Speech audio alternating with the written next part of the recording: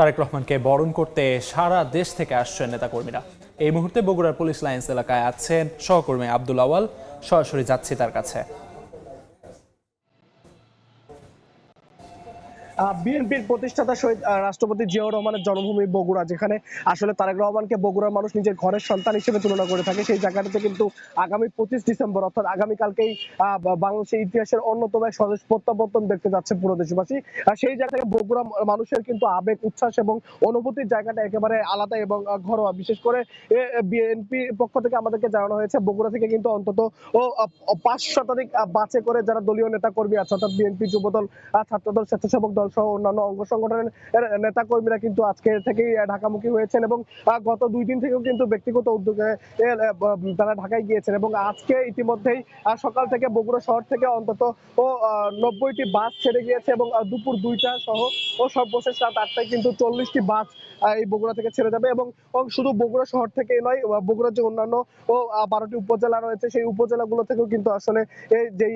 বাসগুলো আসলে বিএনপি নেতা কর্মীদের জন্য রিজার্ভ করা হয়েছে বা রেলপথে কিন্তু বিএনপি নেতা কর্মীরা কিন্তু আসলে ঢাকায় যাবেন এবং বিএনপির পক্ষ থেকে বলা হচ্ছে যে অন্তত 1 লাখ নেতা কর্মী অর্থাৎ বগুড়ার সাধারণ মানুষ কিন্তু আসলে আগামীকালকে যে তারেক রহমানের স্বদেশ প্রত্যাবর্তন দিবসের যে সমাবেশ সেখানে যোগদান করার জন্য তারা ঢাকায় যাচ্ছেন এবং আমরা সকাল থেকে লক্ষ্য করেছি যে শুধুমাত্র বিএনপির নেতা কর্মীর ব্যাপারটি এমন নয়। যেহেতু বলছিলাম যে তারেক রহমানের নিজের জন্মভূমি আসলে বগুড়া, সেই জায়গা থেকে কিন্তু আসলে বগুড়ার আপামর সাধারণ মানুষ, বিশেষ করে নানান বয়সের কিন্তু সাধারণ শিক্ষার্থী বা কৃষক বা অন্যান্য পেশার যারা সাধারণ মানুষরা রয়েছেন তারাও কিন্তু উৎসাহের সঙ্গে আসলে